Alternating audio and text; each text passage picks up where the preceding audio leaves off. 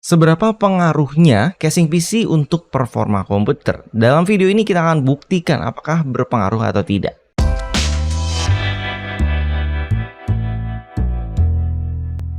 Kali ini kita kedatangan ATX Nebula V4 ya. Jadi ini sampel ya. Di sini sobat bisa lihat fiturnya. Kemudian ini bisa digunakan juga untuk mini ITX dan micro ATX. Oke, ternyata pas datang ini somplak ya sebelah kanan. Saya belum tahu apakah pengaruh ke dalamnya. Jadi ini masih disegel dan kita akan buka dulu nanti kardusnya.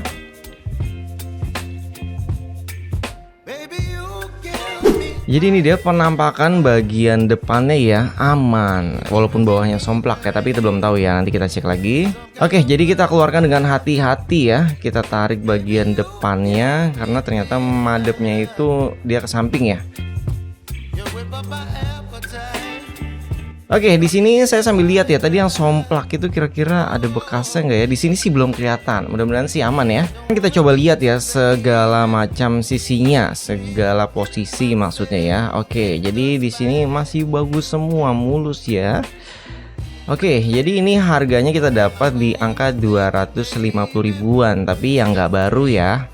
Oke, semua sih masih mulus nih saya lihat nih, walaupun ada bekas penyok ya. Dan ini untuk penutup ya. Jadi kalian butuh ini kalau misalkan seperti sekarang kan ini udah dicopot buat VGA 1 ya. Nah, kalian bisa pasang penutup ininya. Di bagian bawah sini adalah tempat power supply dan harddisknya ya. Harddisknya sih muat 4 di bawah sini, dan ini tampak belakangnya dan ini tampak atasnya. Segala tombol operasionalnya ada di atas sini. Kemudian ada USB 3-nya 1, dan ini bagian depannya ya. Kalau kalian lihat ini bagus banget airflow ke belakang, tinggal lurus aja. Oke, ini terlihat buluk mungkin karena kamera saya, aslinya sih masih mulus ya guys. Oke, ini bagian belakangnya untuk detail-detailnya sobat bisa lihat, dan ini pastinya nggak kita buka dulu ya, kita buka nanti kalau emang bener-bener cocok ya.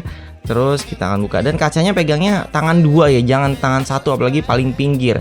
Nanti kacanya bisa pecah berkeping-keping ya, itulah yang namanya tempered glass. Dan jangan langsung taruh di lantai, taruhnya di tempat yang empuk seperti ini contohnya ya, di kursi.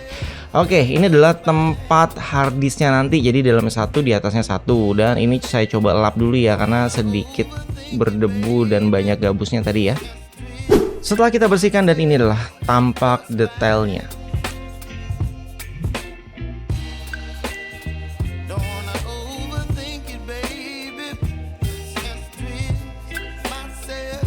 Kemudian kita akan lihat sisi sampingnya ya. Jadi ini kita buka dulu bautnya, dan ini dia.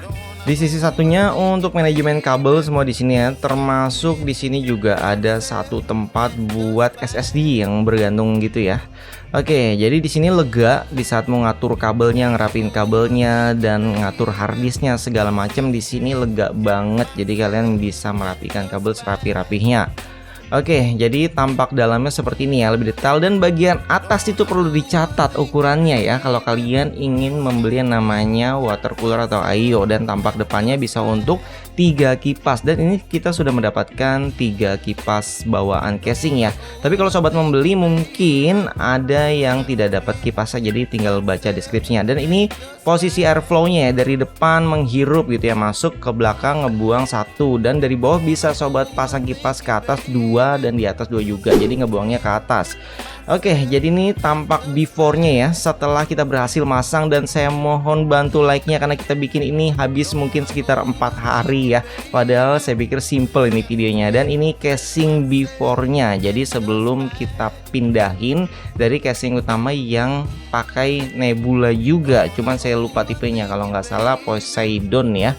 Oke, jadi ini cukup apa ya, sebenarnya masih ada ruang ya. Cukup lega sih bisa dibilang, dan saya taruh kipas kecil buat hiasan di situ ya. Cuman airflow atasnya kurang, jadi memang panas banget sih di sini sampai 85 derajat ya untuk maksimalnya. Dan ini suhu idle-nya ada di angka sekitar 46 Celcius ya untuk minimumnya. Dan saat kita tes Cinebench ini kita mendapatkan skor 1805 CB, dan untuk OpenGL nya 218 FPS. Oke, untuk Cinebench R23 ya, pokoknya ini semua before-nya ya. CPU multicore dapat 10.925 dan single core-nya 15.013. Dan untuk Firestrak score totalnya 25.721. Sobat bisa lihat grafik score-nya, dan Kita lihat suhu rata-ratanya, GPU temperatur ada di angka 71 dan CPU temperatur ada di angka 70, dan ini time SPI score-nya ada di 11.241, CPU score-nya 7886 ya. Sekarang kita lihat suhunya ada 70 derajat untuk CPU-nya dan GPU-nya ada di angka 69 derajat. Sekarang pengetesan pada Premiere Pro ya, kita render dan hasilnya maksimal suhunya ada di 80 derajat. Dan kita lanjut tes Cyberpunk ya 2077. Di sini sobat bisa lihat ya, temperatur suhu pada prosesornya itu ada di angka 80 derajat lebih.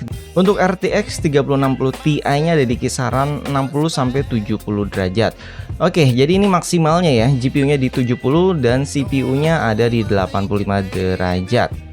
Oke, sekarang saatnya kita migrasiin ya motherboard beserta teman-temannya ya, keluarganya. Kita coba pasang di casing Nebula V4 ini.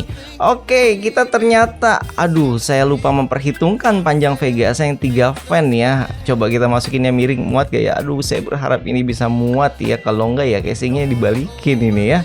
Kalau nggak cocok, coba ya kita masukin pelan-pelan, dan ini bener-bener rapet banget ya. Nah, dan bagian belakangnya yang sudah dibuka pun ternyata salah ya. Oke, jadi saya harus patahin yang bagian atasnya ya untuk tempatnya. Jadi nggak apa-apa sih, karena kan ada ketutup juga saringannya ya. Oke, jadi ini kita patahin aja, nggak apa-apa, tenang aja. Ini banyak kok yang jual ya untuk filter debu bagian belakang supaya nggak bolong gitu. Karena takut ada cicak masuk atau serangga masuk ya, bahaya juga. Jadi kalau misalkan kalian terbuka belakangnya, silahkan dibelikan aja penutupnya. Oke, jadi itu universal kok, semuanya sama, dan kita juga udah dapet di sini, jadi bisa langsung kita tutup nanti bagian bawahnya. Oke, sekarang kita coba pasang lagi. Mudah-mudahan pas ya, karena ini bener-bener rapet banget.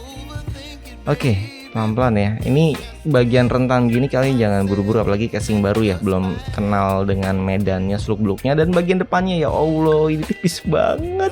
Jadi kalau kalian mau beli casing itu pastiin kalian baca ukurannya, semua ada di dalam untuk VGA dan segala macamnya. Dan untuk jarak keram saya aja ini semakin tipis, hampir nempel ya, mungkin kurang beberapa milimeter aja. Oke, sekarang kita mulai beresin semuanya ya, instalasi kabelnya. Walaupun ini videonya terlihat sebentar, tapi mohon dibantu ya. Untuk narik casing depannya tinggal ditarik aja ya, seperti ini. Mohon dibantu dengan like, subscribe, dan komen ya, karena baru pertama kali nih kita nge-review casing seperti ini. Langsung kita praktek dan kita membutuhkan waktu berhari-hari. Oke, dan ini kita bagian murnya ya, bautnya, maksudnya bagian baut kipas itu harus pasang dari dalam.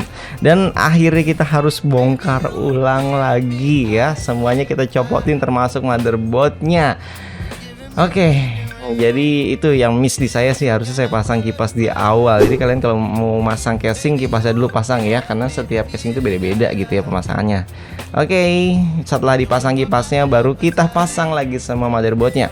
Untuk form factor yang berbeda ya, misalkan sobat pakai mini TX atau micro ATX, itu untuk bagian spacer ya, baut spacernya itu dipindahin jadi baut murnya, disesuaikan dengan motherboard kalian supaya dia bisa seimbang gitu. Ini kita tambahin sih udah. Oke, kemudian kita coba nyalakan semua nih setelah terpasang nih ya. Alhamdulillah bisa nyala. Jadi jangan lupa nyalain yang bagian belakang ya, di power supply-nya. Biasanya pada lupa tuh, jadi panik. Oke, ini tampilannya ya. Jadi sobat bisa lihat setelah terpasang jadi GG gaming kali ya, jadi ganteng. Yang saya pikir tadi ini bentuknya lebih besar dari case saya sebelumnya. Ternyata dia lebih panjang sih, memang ke atas lebih lega bagian bawahnya, cuman depannya itu sempit. Oke, artinya ini sudah resmi ya, cocok ternyata ya, walaupun penuh perjuangan di awalnya. Oke, jadi wow, keren ya. Kalau misalkan sobat tambahin IO gitu ya, terus tambahin kipas lagi, kipasnya full RGB semua, mungkin jadi keren banget ya. Ini kita masih ya apa adanya. Oke, suhu idealnya menjadi turun ya, minimalnya ada di 43 derajat. Jadi ini pengguna harian ya, didiemin atau nonton YouTube gitu ya, jadi bukan penggunaan yang berat. Core Cinebench-nya untuk OpenGL-nya ada penurunan sedikit, tapi CPU-nya ini naik ya, naiknya lumayan tinggi ya. Oke, kemudian untuk tes Cinebench R23, CPU multicore-nya naik tinggi banget, tapi single core-nya turun ya, karena ini pas lagi panas langsung saya tes gitu ya, langsung lanjut. Dan untuk First Strike-nya ada kenaikan juga di angka total score-nya. Kemudian untuk suhunya rata-ratanya menjadi turun, yang tadinya 70-an sekarang ada di angka 60-an ya. Dan untuk Time Spy score-nya, CPU score-nya juga naik jadi 8000-an.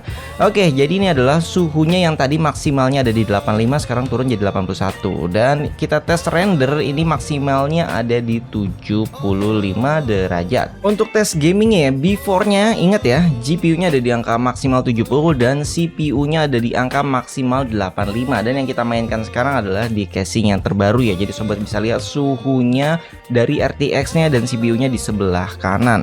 Dan sobat bisa lihat di sini ya, sekarang untuk afternya itu GPU maksimal di angka 65, lumayan loh 5 derajat.